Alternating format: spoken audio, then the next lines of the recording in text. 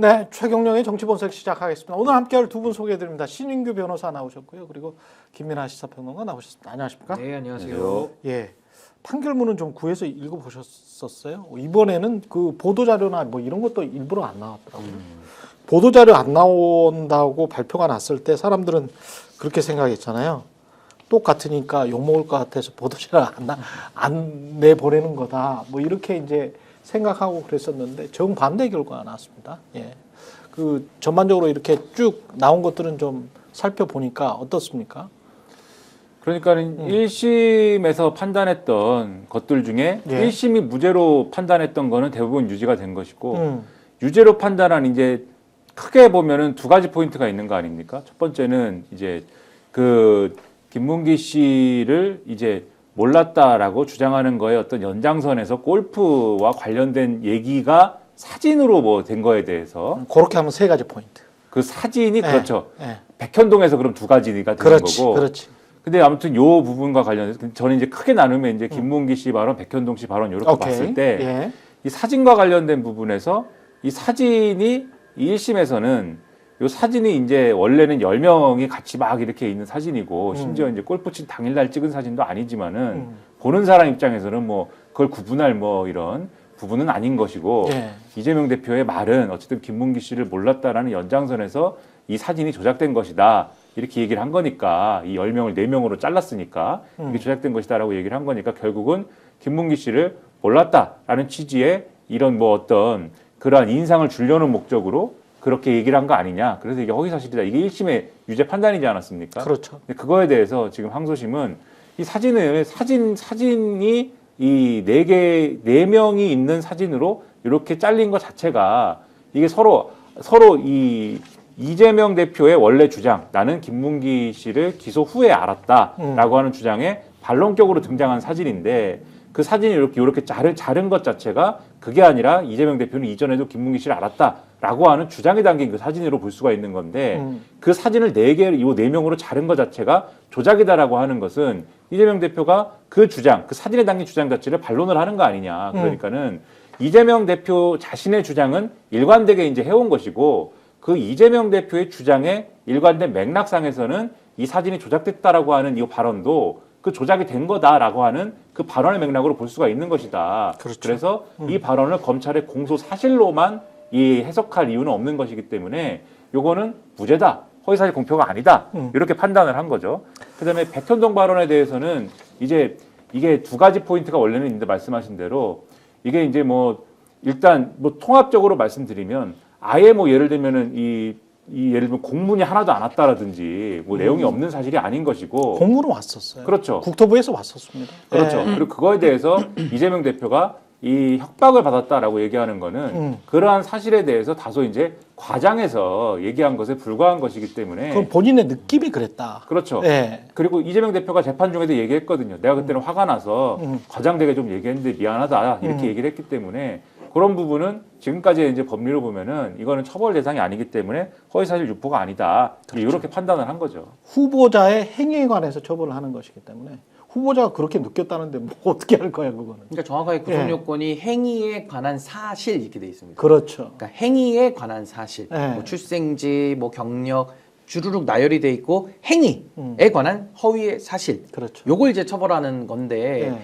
지금 이게 사실 이재명 대표 1심 판결 이후에 지속적으로 문제 제기가 되었던 내용입니다. 이 검찰의 기소 자체도 너무 불분명했고 또 너무나도 이렇게 좀 지연말단적인 걸 가지고 책 잡는 거 아니냐 그렇죠. 이런 정치 기소 얘기를 했었고 1심 재판이 저는 좀 매우 잘못됐었다고 생각합니다. 그걸 1심에서 바로잡았으면 여기까지 오지도 않았을 텐데 그렇죠. 1심 판사가 아주 빈약한 논리, 물론 지금 항소심에서 다 깨졌습니다. 이렇게 1심 판사가 자존심이 있다면 이거 부끄러워해야 될 일이거든요. 그럼요.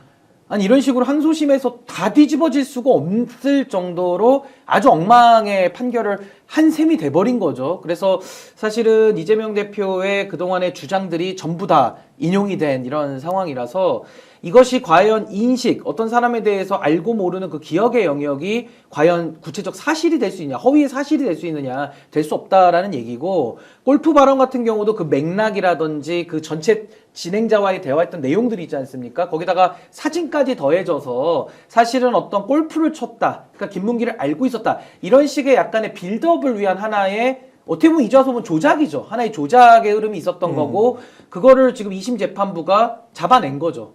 잡아내서 저는 재판을 상당히 이건 잘한 재판이다라는 생각이 드는 거고, 백현동 관련해가지고는 이재명 대표가 국감장에 나와가지고 어떤 협박을 받았다라는 식의 본인의 그런 주관적 외포심을 이야기를 한 건데, 이걸 가지고도 또 행위에 관한 사실로 볼 수 있느냐, 느낌에 관한 부분에 대해 가지고도 결과적으로는 이거는 뭐 허위 사실로 볼 수 없다 해가지고 결론적으로는 이 항소심 재판부가 모든 1심의 판단을 다 뒤집어서 결국에는 무죄로 좀 바로잡은, 저는 굉장한 좀 명판결이다 이렇게 봅니다. 끝나고 난 다음에 이재명 대표가 이렇게 이야기했습니다. 이제 검찰도 자신들의 행위를 좀 뒤돌아보고 더 이상 이런 국력 낭비하지 않기를 바란다. 국력 낭비라는 이야기를 했는데, 이게 사실 상당히 유효적절한 이야기라고 생각을 하는 게, 이 재판뿐만이 아니고 정치인들이, 후보자들이 말한 거 가지고 꼬투리 잡아서 이게 거짓말이네 거짓말 아니네를 언론이 이야기를 하는 거는 당연한 거거든요, 민주주의에서. 그런데 그걸 검찰이 어떤 사람들만 수없는 말을 하잖아요. 수없는 말을 하고, 윤석열 씨도 대선 후보 때 굉장히 많은 거짓말을 한 거는 이미 뭐 다 들통이 났지 않습니까? 근데 대통령이든 국회의원들이든 간에 자신들의 경력이나 학력이나 뭔가를 뭐 위조해 가지고 김건희 씨처럼 이거를 뭐 돋보이게 하기 위해서, 그거는 잡아내야 되겠죠, 사법적으로. 근데 말을 이렇게 아주 검찰의 마음에 안 드는 정치인들만 딱 꼬집어서 기소하는 듯한 행태, 그거는 사실 한국의 민주주의를 계속 가로막고 있었던 거거든요. 자유민주주의 자체 근간을 이 뿌리째 검찰이 들고 그냥 농락을 했었던 거예요. 근데 이걸 가지고 또 이게 잘못됐으니까 상고해버렸고, 상고하고, 국민의힘은 이거 가지고 이게 색깔론까지 말하고, 이런 것들이 정말 지겹습니다. 어떻게 보면 한국을 정말 낙후된 나라, 이러니까 개도국 소리가 나오는 거예요. 그러니까 이게 굉장히 중요한 말씀하신 건데, 결국에는 이 정치의 사법화를 우리가 어떻게 볼 것이냐. 그러니까 예를 들어 법치라는 것이 우리가 무슨 AI 판사를 쓰는 것도 아니고요. 그렇죠. 사람이라는 게 판단의 능력을 가지고 전지전능한 신처럼 모든 판단을 올바르게 내릴 수가 없거든요. 그렇기 때문에 법치의 영역보다는 정치의 영역이 더 상위에 있어가지고 해야 되는데, 지금 한국 정치 어떻게 됐습니까? 이 법률가들이 하도 많이 들어오다 보니까 모든 정치적 발언, 정치가 다 사법의 영역으로 가는 겁니다.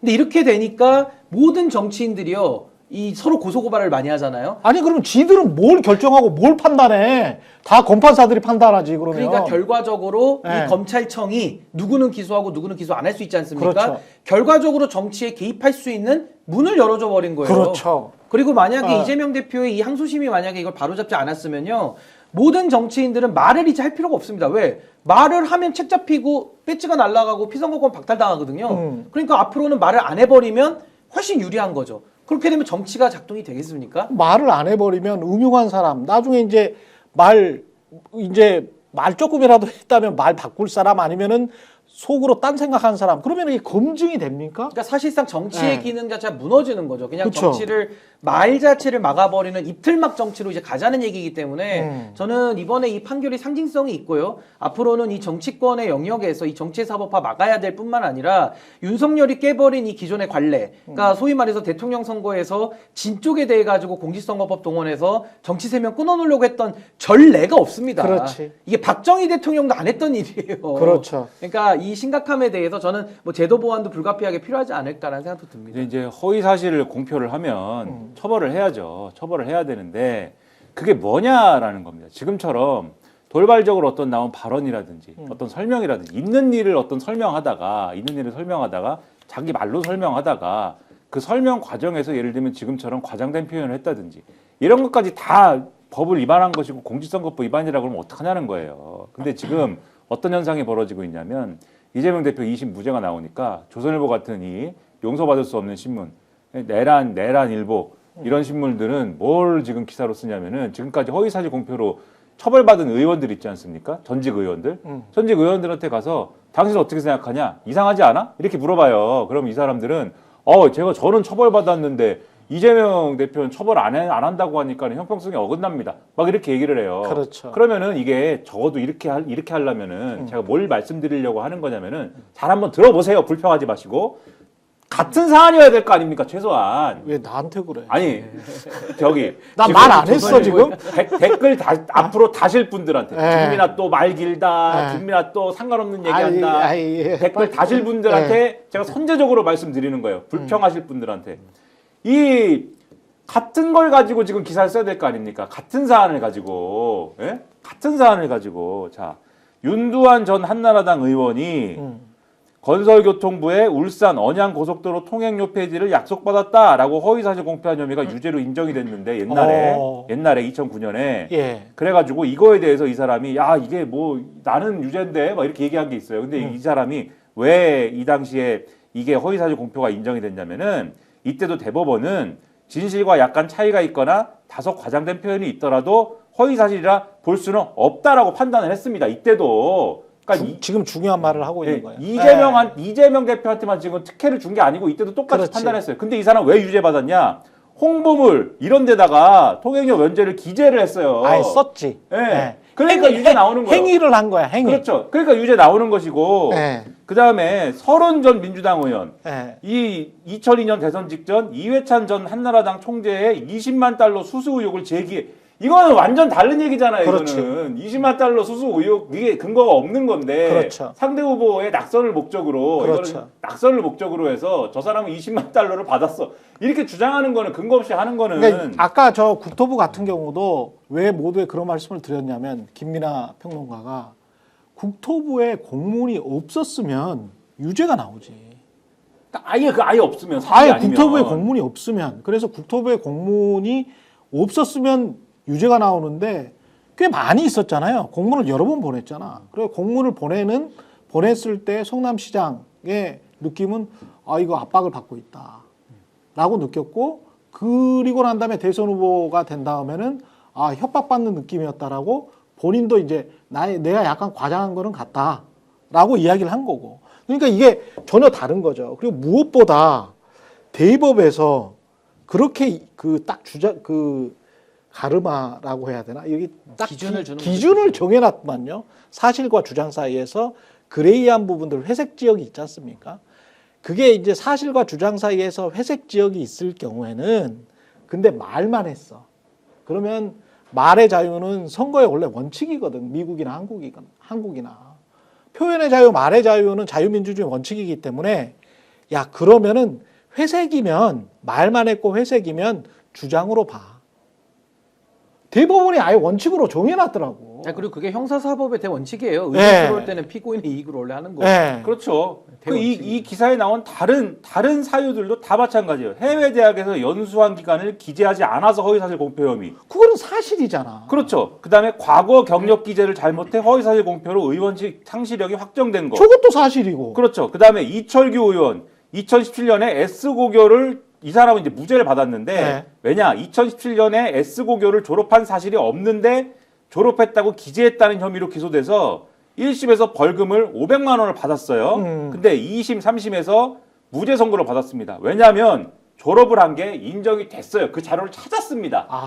그러니까는 애초에 기소될 때 졸업한 게 없다는 혐의였어요. 그렇지, 그러니까 그렇지. 이거는 졸업한 이 자료가 없다고 봐서 기소를 한 거예요. 팩트가 입증이 됐네. 그렇죠. 근데 자료를 찾아가지고 냈으니까 무죄가 된 거 아닙니까? 그렇죠. 그러니까 완전히 다른 혐의들을 지금 딱 모은 다음에 자, 이 사람들도 다 허위사실 공표 혐의로 막 죄가 인정이 되고 했는데 자, 똑같은 허위사실 공표인데 이재명만 무죄가 됐네요. 막 기사 이렇게 쓰는 거예요, 지금.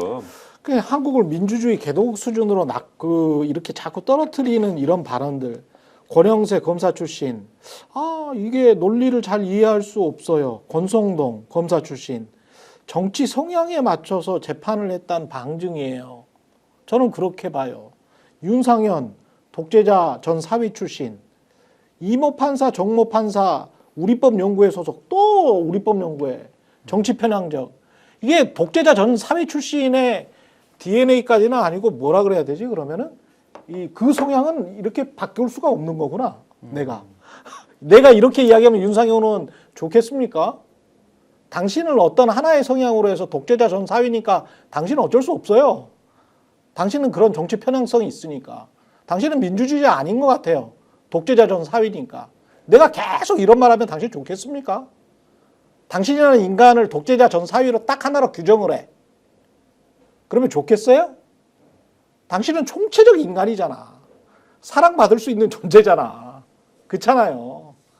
인간을 다면적으로 봐야지. 게다가 고등법원의 판사들이잖아요. 부정판사들. 아니 그 판사들 경력만 다 합쳐도 윤상현 의원 나이 정도 될 겁니다. 경력이 다 15년 이상씩들 되는 분들이어가지고 나이만 합쳐도 윤상현 의원하고 비슷한 나이 될 거예요. 경력만 다 합쳐봐도. 그러니까 이런 식으로 정치를 하지 말란 말이에요.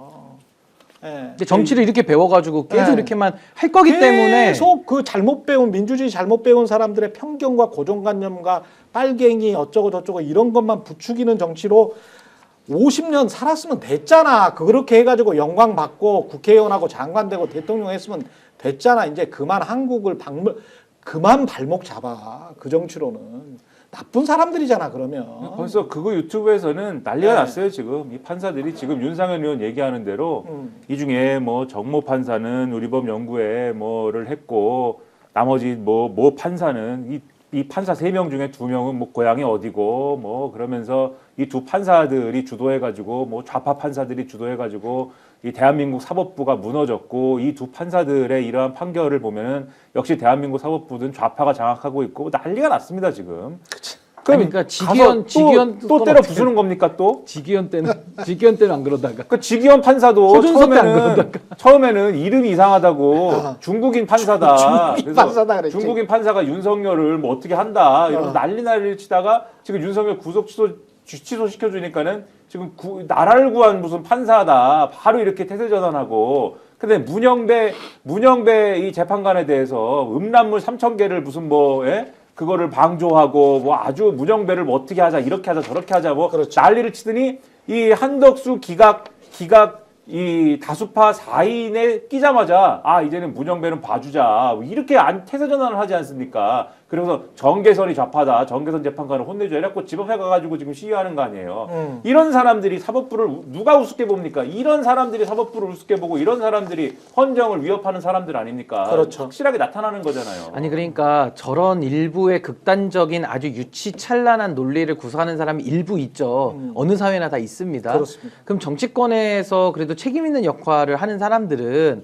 그런 논리를 펼치는 사람들의 목소리가 커지지 않도록 제어하고 자제시켜야 되는데 지금 이 윤상현 같은 자의 논리가 지금 제도권을 뒤흔들지 않습니까? 그러니까 소위 말해서 국민의힘의 뭐 권성동, 권영세 다 윤상현의 수준의 논리를 지금 구사하고 있거든요. 그러니까 제도권 바깥에서 그냥 소수가 떠들 법한 정말 유치찬란하고 그냥 대응할 값어치가 떨어지는 내용들이 그냥 고성국 TV나 무슨 성창경 TV 내용을 국민의힘 주류 같은 거 다 그걸 주류가 수용하면서 이게 지금 문제가 이상해지는 거거든요. 같은 부류인가 봐. 같은 지적 수준인 것 같아.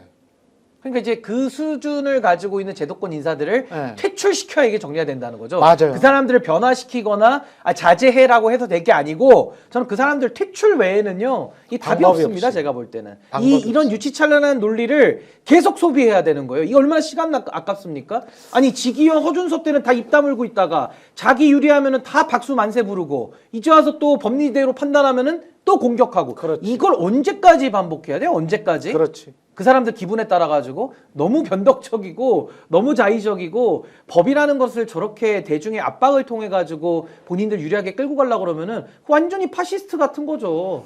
거기에 왜 부안해동할 이유가 뭐가 있습니까? 이게 검찰, 국힘, 그다음에 조선일보, 극우 유튜버 이 동맹인 거잖아요. 이 동맹인데 이게 이제 그 이재명 대표가 2심 선고 후에 검찰을 강하게 비판을 했었거든요.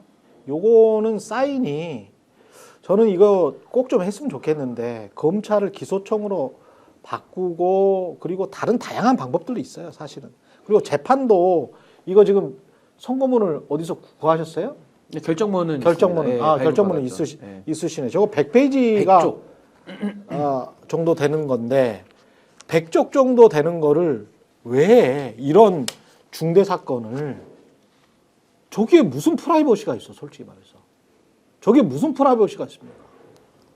판사들이 공개를 안 해. 그 판사들 재량이야. 이게 문제가 있거든요. 그리고 이거 가서 보려면 저기 어디 고양지법 가가지고 예약해서 열람 신청해서 봐야 돼. 열람 신청해서 보면 그건 다 지워져 있어요. 되게 읽기 어려워요. 네, 땡땡땡은 몇 월 며칠 땡땡땡 하고 A, B, C, D, A, B, C, D 그리고 그게 과해가지고 네. 어차피 뻔히 아는 건데 그렇지. 제가 뭐 이름이나 이런 거 가릴 수도 있는데 무슨 어디 고유명사를 다 A, B, C, D, E, F, G를 해놔가지고 읽다 보면은 그 게슈탈트 붕괴가 막 옵니다 그게. 그러니까 어느 나라 선진국이 이런 식으로 자유민주주의를 낙후시킨지 보세요. 이게 왜 중요하냐면요. 이렇게 프라이버시가 보호되는 사람들이 누군지 아십니까? 여러분이 프라이버시 보호될 것 같아요? 제가 프라이버시 보호될 것 같습니까? 아니면 한동훈이 보호될 것 같습니까? 한동훈은 핸드폰 비번 안 누르면 수사가 안 되는 사람이에요. 한국은 그런 시스템이에요. 기득권과 권력자들의 프라이버시는 보호해 줍니다. 여러분의 프라이버시, 저의 프라이버시는 이미 수많은 회사들, 수많은 주식회사들과 저기 동사무소의 주민등록번호를 통해서 완벽하게 권력과 자본이 장악을 하고 있습니다. 언제든지 팔아먹습니다.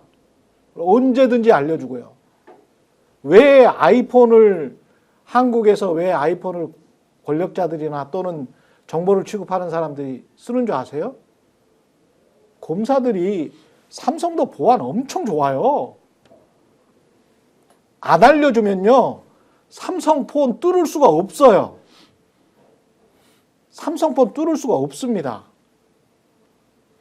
똑같습니다. 아이폰 정도의 기술력 삼성에 왜 없겠습니까? 있어요. 근데 왜? 한국 기업이니까 권력이 검찰 권력 같은 사람들이 야 이거 뚫어.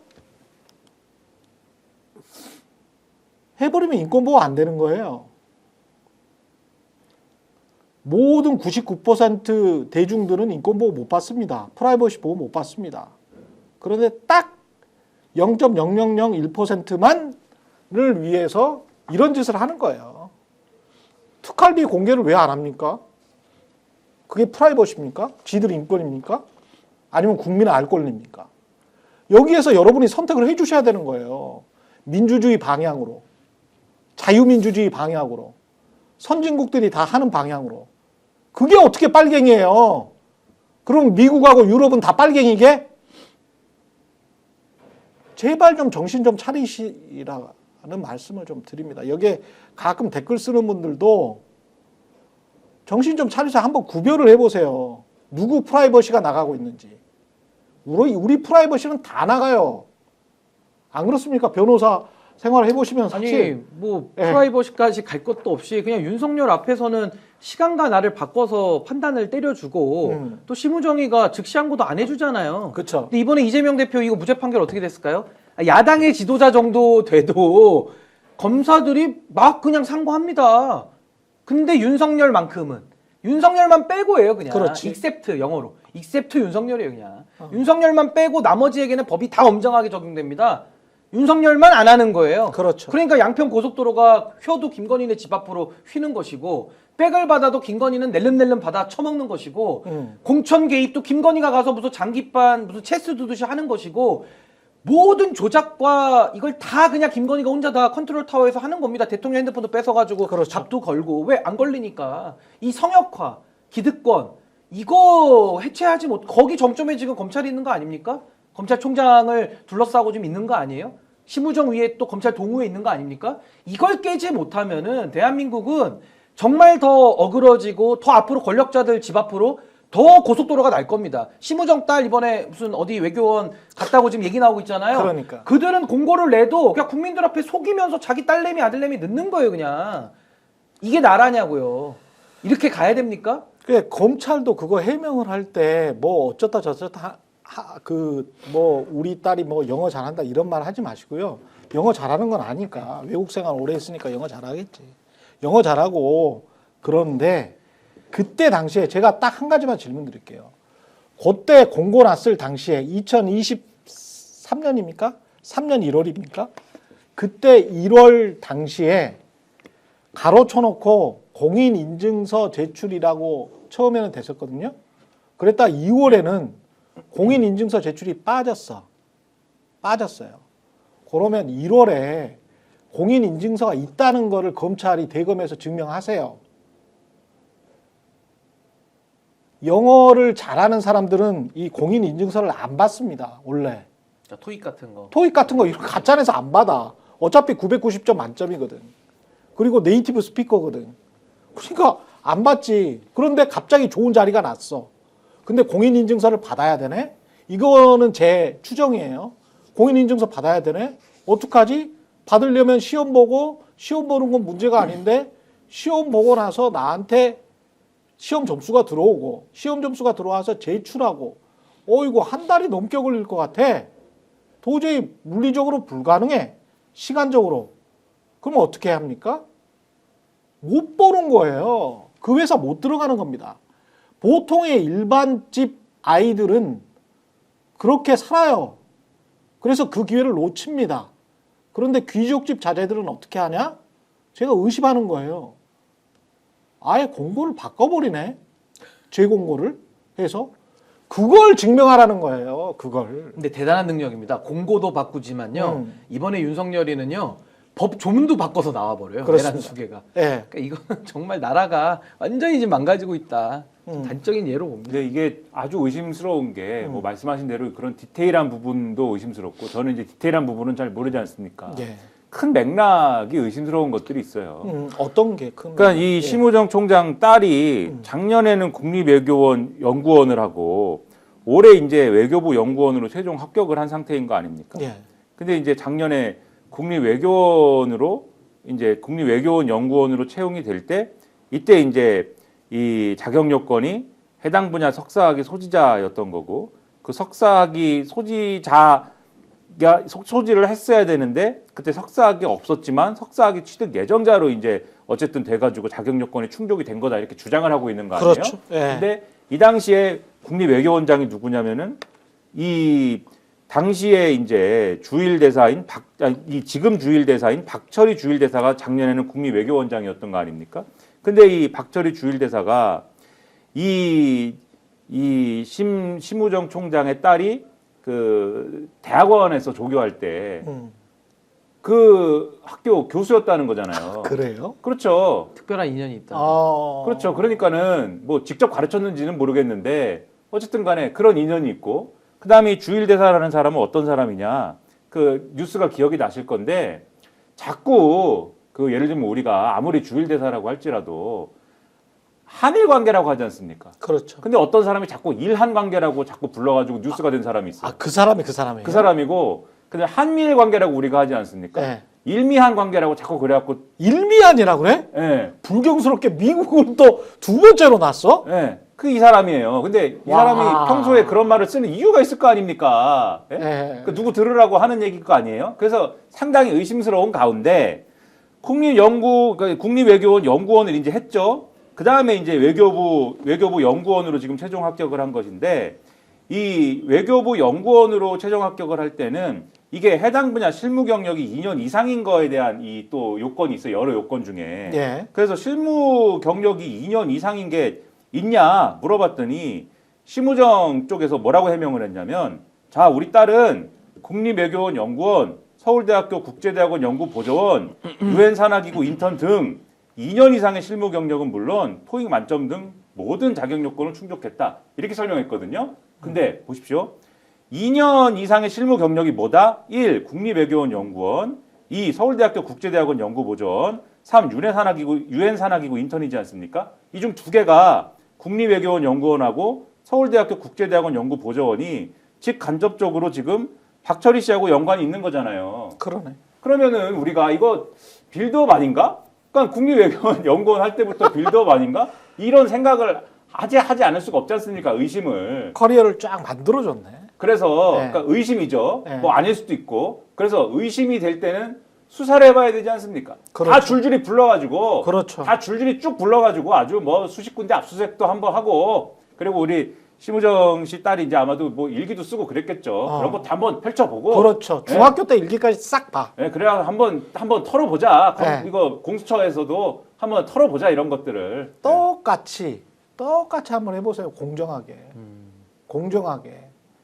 이게 당신들이 공정과 상식 이야기하면서 정권을 잡고 그리고 그 정권을 잡는 과정에서 전혀 비상식적으로 불공정하게 했던 그 행위들을 당신들이 스스로 한번 입증을 해보시라는 거예요. 대검에서. 많은 분들이 탈탈 털어라라고 이야기를 하고 있네요. 그 옛날에 윤석열 검찰 같았으면 이거는 딱 보면 딱이지 않습니까? 윤석열식으로 얘기하면. 그렇지. 딱 보면 딱이지. 딱 보면 딱이지 네. 뭐. 딱 보니까는 딱 이게 딱 입고 되는구만요. 재공고를 왜 바꿨어? 왜 바꿨어? 왜 재공고를 해? 그러니까 왜 학과를 바꾸고 왜 그래? 과거에 정유라의 네. 입시 비리 그것도 있잖아요. 그냥 기준까지는 안 바꾸고 기준 앞에 뭔가 좀 유리하게 해주고 뭐 약간 이런 식의 부정이 좀 있었던 이제 그런 상태라면 지금은요 그냥 대놓고 기준도 바꿔버려요. 그렇지. 그러니까 지금 정말로 이자들이 저는 간이 배 밖에 나왔다고 저는 보기 때문에 아니 아버지가 법무부 차관이고 또 검찰총장까지 지금 된 거 아닙니까? 그 과정 속에서 또 뭐 자기 학교에 뭐 제자 내지는 뭐 이자는 뭐 국립외교원장 뭐 주일대사 이게 가잖아요. 뭔가 이거는 충분히 의심을 하고도 남을 만한 지금 정황적 증거 나왔기 때문에 이거 수사 안 한다고 하면은 어느 국민이 믿겠습니까? 근데 물론 검찰이 안 하겠죠. 그래서 저는 공수처에 지금 아마 고발돼 있는 걸로 알고 있는데 공수처가 이거는 신무정 사무실부터 집까지 다 싹 다 한번 털어야 된다. 털어야죠. 이거는. 정권 바뀌면 상설특검이 특검화 될 것 같아. 할 사건이 너무 많아. 너무 많죠. 다 해야죠. 근데. 저는 이번에 이재명 무죄 선고 나면서 분통을 터뜨린 부분이 대장동에서부터 시작했지 않습니까? 대장동의 진실이 밝혀졌습니까? 저는 대장동 진실 밝혀야 된다고 생각해요. 누구의 유불리를 다 떠나서 대장동의 진실을 밝혀야 됩니다. 이재명 만약에 대통령이 된다면 이재명 대통령일 때 꼭 밝혀야 된다고 생각을 합니다. 저는 그거 특검해야 된다고 봐요. 그리고 그때 국민의힘 그리고 한국 언론이 주장했던 진실을 밝히자. 첫 번째, 동의합니다. 그리고 두 번째, 땅의 공공적 성격을 생각해서 어떤 식으로 공공개발을 할 건지 이게 전부 다 민간 시행업자들한테 이렇게 많이 넘어가는 거를 우리가 언제까지 방치할 건지 국민의힘 그렇게 이야기했어요. 너희들. 그리고 조중동 다 그렇게 이야기했어요. 너희들. 한국 언론 그렇게 이야기했어요. 그거 해요. 그거 하자고요. 어떤 정치인한테 딱 저놈 죽이려고 어떤 명분을 걸었잖아요. 그게 근데 누구도 거부할 수 없는 명분이에요. 진실을 밝히자. 진실을 지금이라도 밝힙시다. 누가 죽든 간에 저는 진실을 봐야 되겠어요. 그리고 두 번째, 땅의 공공개발 문제에 대해서도 조선일보를 비롯해서 그때 그 스탠스 그대로 유지하세요.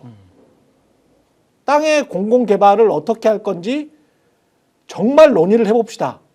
그리고 우리 주택개발 어떻게 할 건지 논의를 해보고 그걸 민간 땅 장사하는 놈들이 다 그때 했던 말 기억나죠? 예? 지자체나 국가가 아주 손쉽게 팔 비틀어서 땅 소유주들한테 싼 값에 넘겨받은 거를 그거 수십 년 동안 해온 거야. 그거를 뻥튀기해서 다 시공사, 시행업체들한테 다 넘겨? 잘못됐다고 했잖아요, 당신들이. 그거 바꿔야지. 그거 바꾸려고 하면 당신들 뭐라 그럴 줄 알아요? 나한테 분명히 빨갱이라고 그럴 거라고. 반자본주의자라고. 당신들이 한 말이거든. 당신들이 책임져야지. 진실을 밝히고 땅의 공공개발에 관해서 절대 민간 시행업자들한테 물론 이익은 남겨줘야죠. 시장이 이렇게 잘 돌아가려면.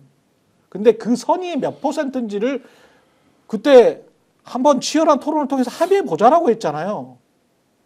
그렇게 김만배가 다 먹는 거는 문제다라고 했잖아요. 해야지. 서울시부터, 수도권부터, 에? LH, 국토부 해야 되지 않아요? 그거 안 하면 도둑놈들이야. 위선자들이고. 일부한테만 지금 혜택 주려고 하는 거잖아요. 투기꾼들한테만. 그 시스템을 수십 년 동안 지속된 시스템을 계속 지탱시키고, 에? 그런 식으로 정치하고, 싫어하는 정치인은 검찰 통해 가지고 죽이겠다. 언론 통해 가지고 죽이겠다. 이거잖아. 진실을 밝히자니까. 나는 대장동 특검 해야 된다고 봐요. 근데 저는 윤석열식의 수사, 예를 들면 한 사람을 뭐 영장을 막 300번씩 치고 거의 사람 하나를 그냥 반병신 만들어 놓지 그렇죠. 않습니까? 그런 수사는 누가 돼도 하면 안 되는 겁니다. 정말 윤석열의 수사 행태까지도 우리는 전수조사해가지고 윤석열을 저는 나중에 단죄해야 된다고 보는 입장인데 그렇죠. 그거와 지금 이제 새 정부가 들어서면 과거 이 묵은 때를 지금 해야 될 사건이 너무너무 많거든요. 그건 다 해야 되는 거예요. 그러니까 그렇죠. 특수수사의 원칙을 지켜가면서 지금 이 차고도 넘치는 수사들을 현직 검찰들 믿을 수 없기 때문에 저는 새 정부 들어서면요 상설특검의 상시화를 통해 가지고 저는 뭐 매일 쉼 없이 이게 다 끝날 때까지 저는 그렇습니다. 다 해서 진실을 다 밝혀야 된다. 뭐 대장동뿐만 아니라 주가 조작이니 뇌물이니 그렇습니다. 공천 개입이니 뭐 지금 해먹은 거 한두 개가 아니거든요. 수의 계약한 거니 뭐 실무정권까지 해가지고 저는 싹 다 한번 이거 대청소를 해야 된다. 물론 할 때 윤석열이처럼 하지 말고 특수수사의 원칙을 지켜가면서 그렇죠. 진실을 밝히는 그렇죠. 제한 없이 좀 그렇죠. 무제한으로 해야 된다 봅니다. 예. 그때 다 하자고 했으니까 절대, 예? 막 그 마음 변치 마시고 그 수백 명의 그 수많은 법조기자들 예, 다 어디로 숨었는지 모르겠습니다. 대장동 이재명 돈 먹었다며. 확신한다며. 나한테도 그랬잖아. 확신한다고. 왜 아무 소리도 안 합니까 지금? 밝힙시다. 부산저축은행에서부터 쭉 밝혀봅시다. 윤석열이가 뭔가 이익을 봐주려고 놔줬는지, 직권남용했는지, 직무유기했는지 그런 것도 굉장히 궁금하고요. 예. 윤석열 그 씨의 그 돌아가신 부친 윤기중 씨의 집이 어떻게 해서 김만배 씨 누나한테 갔는지도 궁금하고요. 그리고 김만배 씨 누나가 18억 얼마에 샀는데 그 취득세까지 해가지고 김만배 쪽으로부터 또 돈이 진짜로 왔는지 검찰은 왜 그런 부분에 관해서 한국 언론은 왜 그런 부분에 관해서 이야기를 안 하는지 진실을 밝히자니까요. 하나하나씩 따져봅시다. 꼭 밝혀야 됩니다. 이 지금 탄핵 심판 선고는 이리저리 해서 진짜로 4월 18일까지 그냥 넘길 생각인가요? 이 인간들이? 저는 18일 전에 한다고 봅니다. 18일 전에 하는데 지금 어쨌든 이제는 4월로 넘어간다고 봐야 되지 않습니까? 예. 4월로 넘어간다. 그렇다면은 지금 4월 4일이 될지 11일이 될지는 이제 장담할 수 없는 것이다. 저는 이제 이렇게 생각하게 됐습니다. 네. 4일일지 11일지를 장담할 수 없다. 4일일지 11일지를 장담할 수 없다. 네. 4일은 금요일이고 10일은 11일. 11일. 11일도 금요일입니까? 플러스 7, 11일 금요일이 맞네. 근데 그 다음 주는 이제 그 다음 금요일 되면 주는 퇴임이에요. 이제 18일이면은 퇴임이잖아요. 그렇죠. 근데 11일까지 끌고 간다고?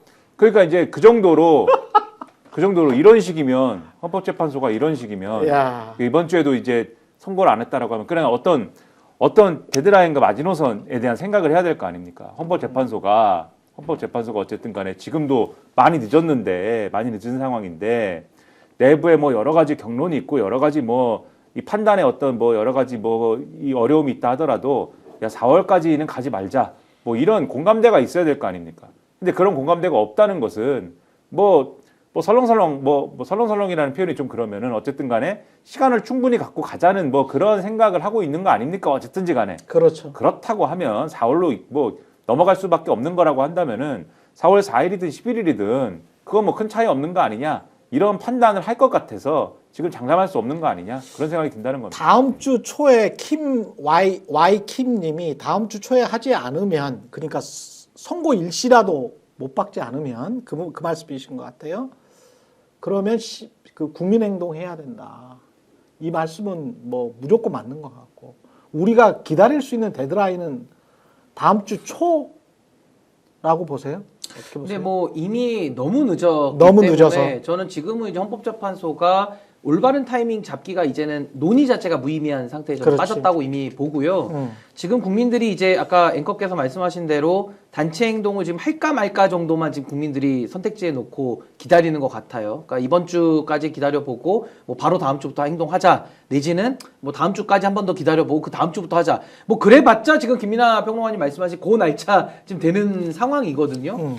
그래서 저는 지금 헌법재판소에 대해서는 이제 국민들이 어느 정도 그 전까지는 좀 희망회로 돌리면서 좋게 선회를 많이 해줬습니다. 그렇죠. 사실은 그렇죠. 뭐 애도 많이 쓸 것이고 탄핵 사건도 많이 들어갔고 또 힘들 거야. 내부에서 의견 조율하는 게 얼마나 애쓰고 힘들겠냐, 야근하겠냐 이제 이렇게 생각했는데 이제 지금은 다르죠. 한덕수 결정문을 봐도 그 안에 딱 보이지 않습니까? 김복형 재판관이라고 그렇죠. 한 분이 그냥 어처구니 없는 한덕수 변호인 수준의 지금 결정문을 써버렸거든요. 그러니까 김복형 재판관 뺀 나머지 7명은 우리가 알 수는 없고 상당히 상식에 부합한 결정을 할 것이고 해야만 한다라고 우리 이제 외치고 있는 것이고 딱 한 사람 김복형이라는 재판관만 한덕수 변호인의 의견서에 준하는 기각 결정문을 그날 쓴 겁니다. 그래서 저는 냉정하게 김복형 재판관에 대해서 더 이상 저는 기대할 게 없다. 기대하는 것 자체가 저는 너무 좀 난망하다라는 생각이 들기 때문에 저는 냉정하게요. 헌법재판소가 지금이라도 국민적 여론 들어야 됩니다. 뭐 8대 0이고 나발이고 간에 무조건 윤석열 탄핵을 시킬 수 있는 결정을 만들어야 된다. 그러면 정영식, 조한창 아마 이 두 분이 키를 지금 쥐고 있을 거거든요. 6대2로 하도 상관없어요. 네, 저는요. 원래 이제는 그런 인간이구나 그렇게 생각하면 되는 거야. 예, 이제는 8대 0으로 네. 만들어서 모양 잡고 빨리 내가지고 국론을 통합시키고 이제 이런 기대까지 헌재한테 안 하는 것 같아요. 국론 통합을 자기들이 어떻게 해? 예, 그래서 저는 무조건 탄핵 인용되는 결정을 만들어서 빨리 발표해라. 이게 저의 개인적인 입장이고 만에 하나입니다. 5대 3으로 해가지고 장난을 칠 수가 있잖아요. 5대 3인 기각이에요. 그러니까요. 5대 3으로 뭐 기각 둘에 각하 하나든 뭐 각하 네. 둘에 기각 하나든 뭐 각하 셋이든 그건 중요하지 않습니다. 그렇지. 그냥 윤석열이를 직에 복귀시키는 결정을 할 수가 있잖아요. 그렇죠. 그걸 지금 걱정하고 두려워하는 거 아니겠습니까? 그렇습니다. 예. 저는 그쯤 가면은 뭐 단체 행동보다 더한 걸 해야 되겠죠. 혼자는 사라지는 그러니까 거지. 뭐 헌재 사라진 건 당연한 것이고 네. 아마 이 나라의 명운을 건 일대 대결전이 아마 대한민국에는 뭐 내전보다 더한 게 아마 일어날 겁니다. 그래서 저는 그거 각오하시고 저는 결정을 빨리 하라 이겁니다. 저는 솔직한 얘기로 당연히 저도 탄핵 인용만을 바라고 탄핵만 그렇죠. 파면만 바라보고 있는 사람임에도 불구하고 이제는 마음 준비 한 번씩 합니다. 한켠에. 용기 있고 자신 있으면 내봐라. 국민들이 얼마나 무서운지를 한번 보게 될 것이다. 저는요 지금까지 이렇게 길게 끌어오고 이 너무나도 자명하고 당연한 상황에 대해서 헌재 재판관들이 좌고우면하고 고민하는 자체가 저는 국민들에게 이미 엄청난 상처와 엄청난 국격의 손실을 전 이미 입혔다고 봐요. 이거 마지막 죄를 씻기 위해서는 6대2든 7대1이든 8대0이든 빠른 시일 안에 결론 내리고요. 그렇습니다. 5대 3이면 그것도 지체하지 말고 어차피 그거는 뭐 그렇지. 2판 4판이에요. 2판 4판이지. 빨리 내리라는 겁니다. 예. 저는 그거 외에는 국민들이 지금 바라는 게 없다. 헌법재판소는 상당한 위상의 저는 추락을 스스로 저는 자초했다. 저는 진짜 그렇게 국민의 봅니다. 힘을 보여드릴게요. 아니 저도 각오가 돼 있어요. 네. 뭐 이제 만약 윤석열을 직에 복귀시킨다?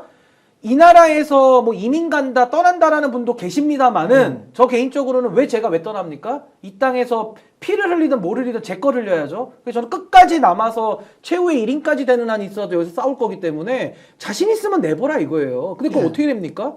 이 헌법을 못 내. 수호할 최후의 보루라는 헌법재판소가 윤석열의 내란 행위를 정당화해 주면서 마치 김복형이 한덕수를 정당화해 주듯이 그렇게 해서 결정문을 써가지고 윤석열을 직에 복귀시킨다?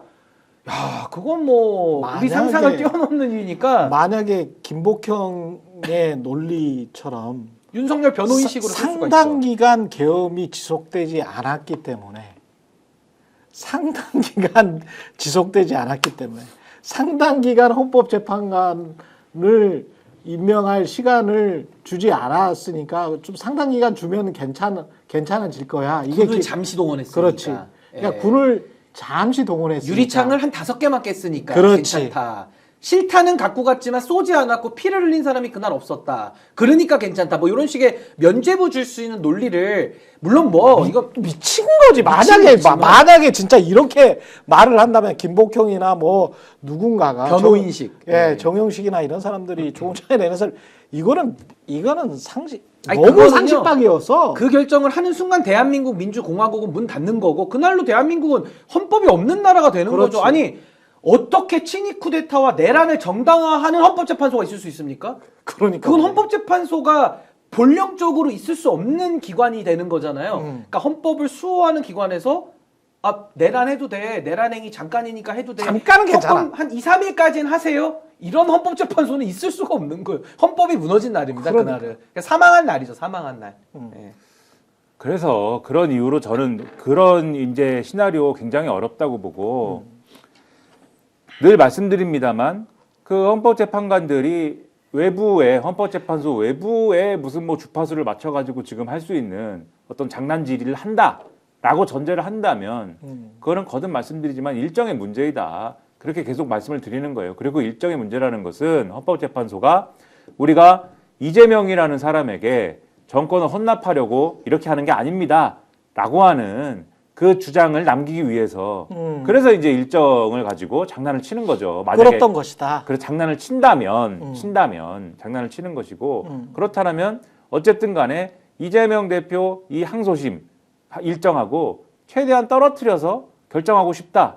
그런 이제 내부의 기류가 누군가가 주장을 했을 개연성도 있는 거 아니냐 이런 거예요. 어쨌든지 간에 거기까지 이르는 여러 가지 설명 방식이 있는데 이게 뭐 국민의힘에서는 이런 생각을 할 것이고 윤석열 측은 이런 생각을 할 것이고 계산을 할 것이고 이래저래 하고 헌법재판소는 거기서 받아줄 수 있는 게 이 정도일 것인데 등등의 여러 설명 방식이 있는데 어쨌든 그래저래 해서 결국 4월까지 넘어왔다면은 어쨌든 그래서 4월 4일 날 하든 11일 날 하든 최대한 이재명 대표 선고회라고 떨어뜨려 가지고 한다는 식의 그러한 이제 계산까지는 제가 볼 때는 어떤 영역에서는 작동을 할 수도 있다. 하지만 그렇더라도 그 결론은 윤석열 파면이라는 결론에서 벗어나지 못할 거라고 봅니다. 그러니까 저도 요 말씀만 드리면 저도 아까 목숨 걸고 그 향후 대책은 한다고 그랬잖아요. 그러니까 예를 5대3이 나오면 저도 목숨 걸고 이제는 이 나라를 지키기 위한 모든 행동을 다 아마 해야 될 각오를 지금 하고 있는 건데 그 기각시키는 재판관들 있죠. 그러니까 직에 복귀시키는 재판관도 저도 목숨 걸었으니까 그분도 목숨 같이 거셔야 됩니다. 진짜 그래요.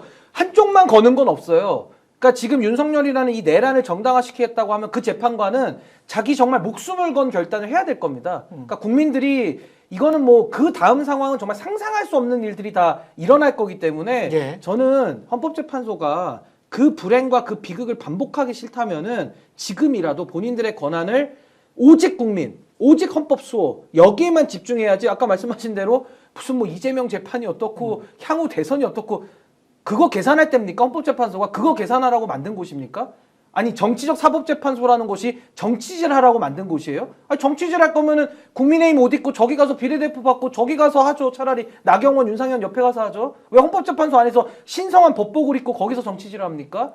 저는 그런 생각을 하는 재판관은 사실 자질미달이죠. 근데 자질미달도 좀 들어갈 수 있다라는 걸 제가 열어놓기 때문에 이런 걱정하는 거거든요.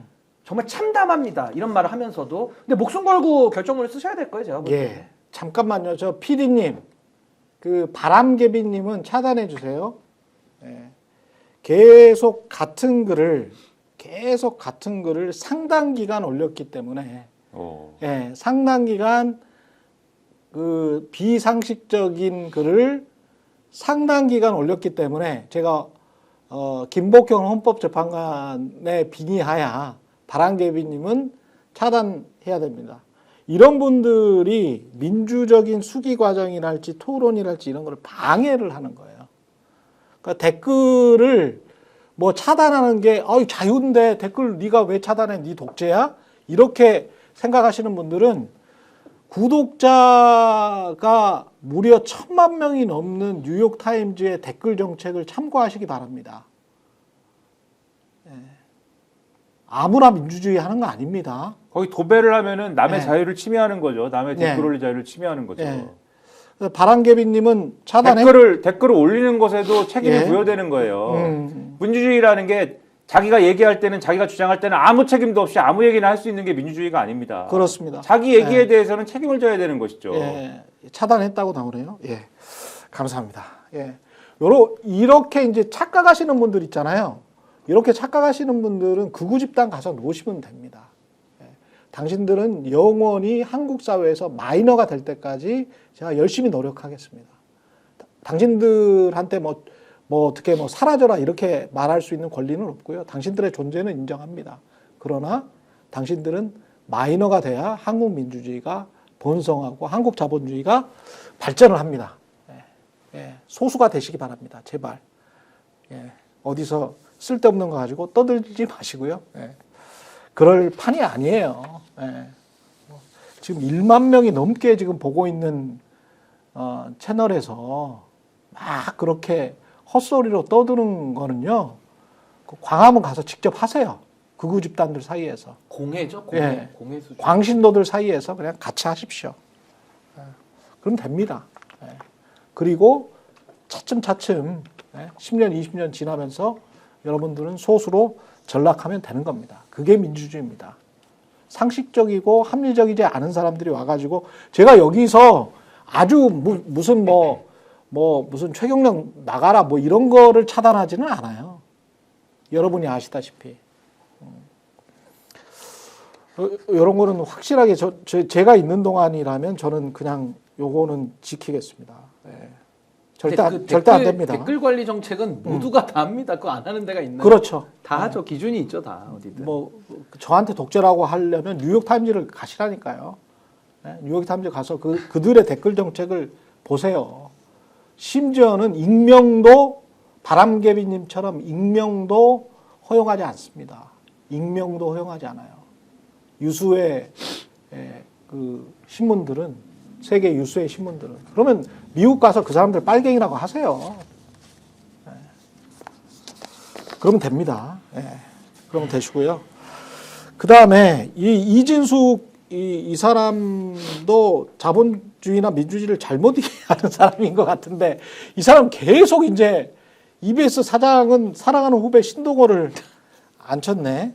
이걸 계속 이제 알박기 하는 거죠. 이 윤석열 정부의 이 집권 세력 전체가 이렇게 썩을 수가 있나? 근데 유유상종이죠. 끼리끼리. 어떻게 해야 되지? 간부들이 52명이 아마 사표 내겠다 해서 네. 저항하고 54명 중에 52명이 보직 사퇴를 있고, 했습니다. 임원들, 네. 간부들. 그리고 지금 노조에서는 아마 출근 저지 투쟁 뭐 예고까지는 제가 기사를 봤었는데 이것도 EBS가 또 소송 들어가야죠. 뭐 어떡하겠습니까? 2인 체제 위법성에 대해 가지고 대법원이 이미 지금 여러 차례 결정을 내고 있고 헌법재판소에서도 그 이진숙 기각결정문에서도 거기서도 이진숙 파면을 해야 된다라는 재판관이 4명이나 있었어요. 그러니까 그 정도로 이미 대법원과 헌법재판소에서 위법성을 여러 차례 경고를 했는데 그것도 중대한 위법성을 그걸 여전히 못 깨닫고 합의제 기구를 여전히 독임제처럼 저런 식으로 윤석열 하수인 마냥 그렇죠. 운영하겠다고 한다면은 저 이진숙에 대해서도 끝까지 소송으로 이건 다퉈야 되는 것이고 나중에 다 이거 책임 물어야 됩니다. 아까 댓글에도 책임이 따른다 그랬잖아요. 이진숙의 신동호 국장 임명, 사장 임명에 대해서도 다 책임이 따르는 겁니다. 그러니까 다 책임져야 되는 일이죠. 더군다나 두 사람이 어떤 면에서 보면 이해상충이 있지 않습니까? 둘 다 MBC 출신에 그리고 MBC 내부에서 같은 이제 정치적 그 비전을 공유하고 같은 뭐 행동들을 하고 굉장히 이제 소수였지. 그렇죠. MBC에서 뭐 사랑하는 이진숙과 신동호는 소수였죠. 네, 사랑하는 후배고 예, 이진숙의 그렇죠. 그리고 나왔고 뭐 그렇다 칩시다. 그거는 나와가지고 같은 당에 몸을 담고 같은 정치 활동을 하고 이제는 같은 그러한 이 정치 성향이 있는 사람들이 한 사람은 방통위원장 가서 아주 이 정치 색깔이 그러면 완전히 정치적인 어떤 이 같은 배를 타고 있는 사람을 공영방송에 그것도 EBS는 공영방송 중에서도 뭐 하는 데입니까? 교육을 하는 데예요.